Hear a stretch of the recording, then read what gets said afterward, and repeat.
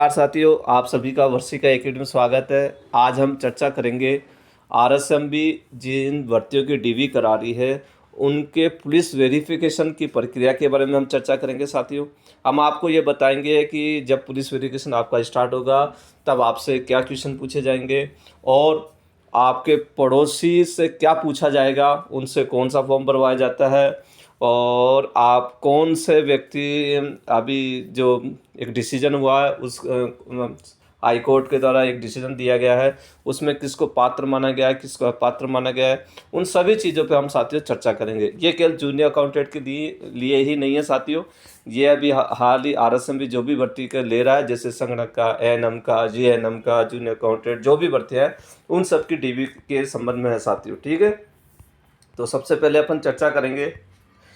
अभी जैसे कि बहुत से साथी चर्चा कर रहे हैं सर कि जैसे डीवी चालू हो रही है तो और डीवी के साथ साथ हमारा पुलिस वेरिफिकेशन भी स्टार्ट हो रहा है। तो साथियों मैं बता देता हूँ, ऐसा अभी नहीं है साथियों।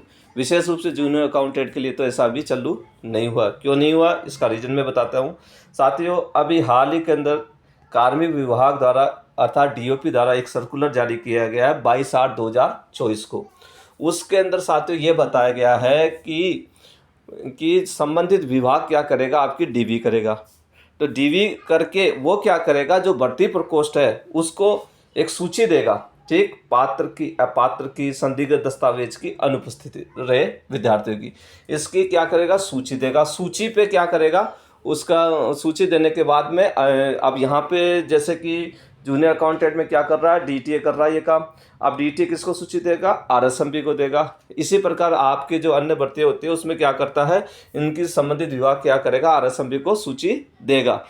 जब ये सूची वहाँ जाती है आरएसएमबी के पास में, तब वो क्या करता है इन सूची के माध्यम से अपनी अनुशंसा जारी करता है, अर्थात अपनी अभिशंसा जारी करता है। उस अभिशंसा के माध्यम से वो एक फाइनल लिस्ट भेजता है संबंधित विभाग को।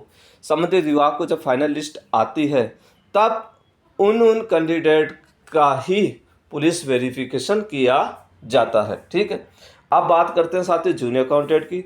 तो जूनियर अकाउंटेंट में साथियों डीटी क्या कर रहा है, सूची तैयार कर रहा है। आरएसएमबी को जब ये लिस्ट भेजेगा, ठीक है, अब अभी वर्तमान क्या हुआ, 1 गुना रिजल्ट जारी करेगा जब ये सूची चली जाएगी, क्योंकि यहाँ पे 2 गुना रिजल्ट जारी किया गया।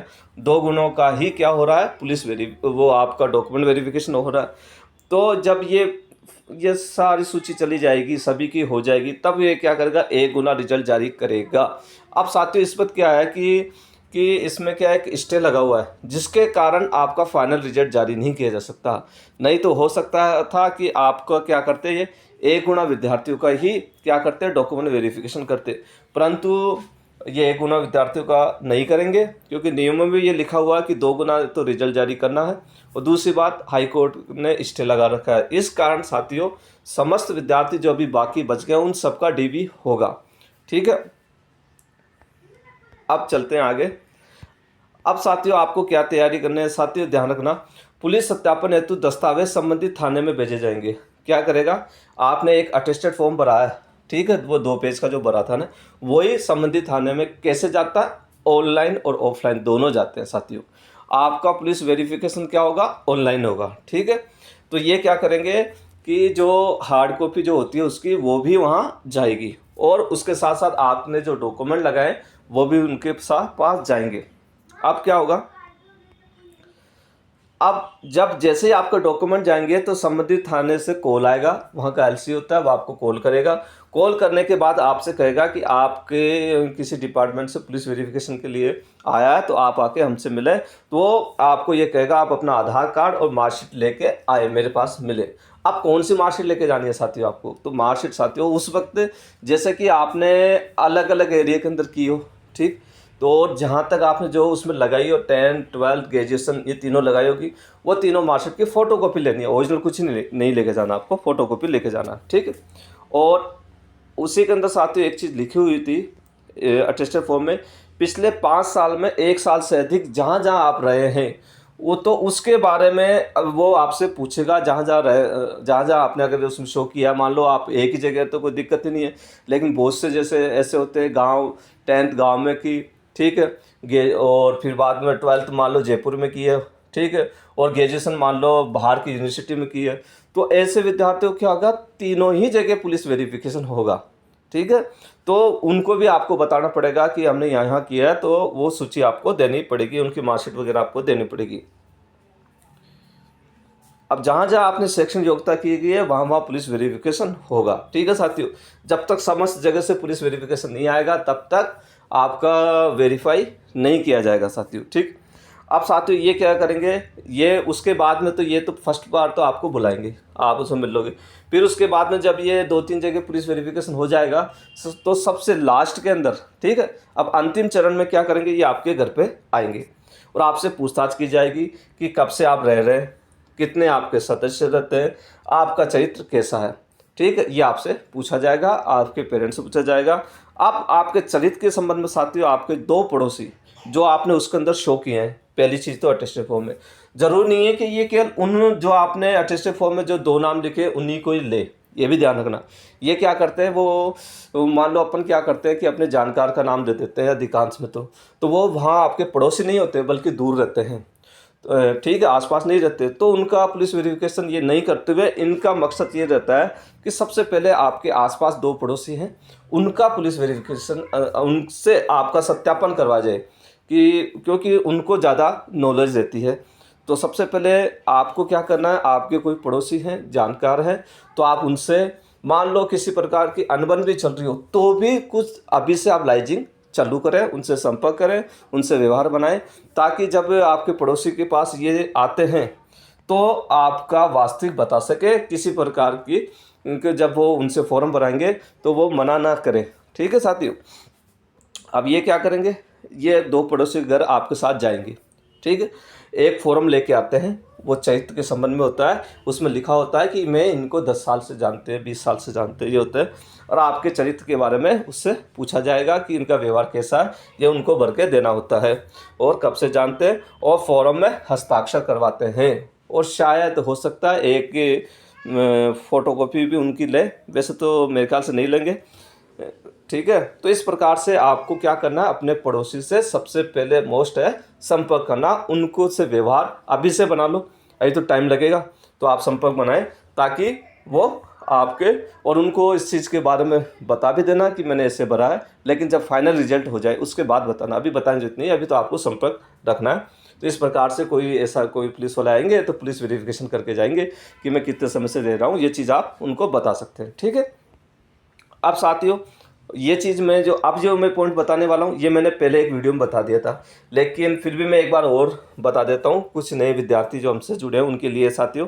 अभी कार्मिक विभाग ने साथियों 4/12/2019 को एक क्या किया, एक ऑर्डर निकाला, ठीक है, सर्कुलर जारी किया, जिसमें बताया कि दिल्ली प्रशासन बनाम सुशील कुमार का एक केस था, उसमें सुप्रीम कोर्ट ने कुछ कहा है। सुप्रीम कोर्ट ने क्या कहा कि नियुक्ति से पहले अभ्यर्थी का चरित्र एवं पूर्व आचरण महत्वपूर्ण है। अर्थात इसका मतलब यह है कि नियुक्ति से पहले उसका पुलिस वेरिफिकेशन होना चाहिए, ठीक है, उसका चरित्र और पूर्व आचरण महत्वपूर्ण होता है। आपराधिक प्रकरण में दोष सिद्धि अथवा दोष मुक्ति अथवा वास्तविक परिणाम इतने सुसंगत नहीं है जितने कि अभ्यर्थी का आचरण व चरित्र। ये साफ कह दिया है कि ये जरूरी नहीं है कि वो दोष सिद्धि हो गया और दोष मुक्ति हो गया, ये आवश्यक नहीं है। आवश्यक क्या रखा गया, उसका आचरण व चरित्र कैसा है, यह चीज़ इंपॉर्टेंट दी है इस केस के अंदर।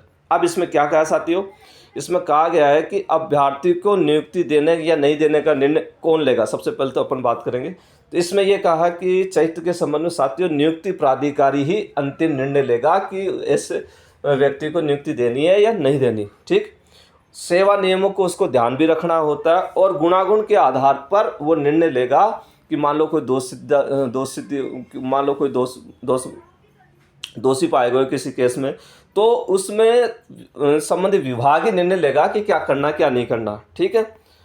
अब बात करते हैं इसमें क्या कहा गया, किसको पात्र माना गया है।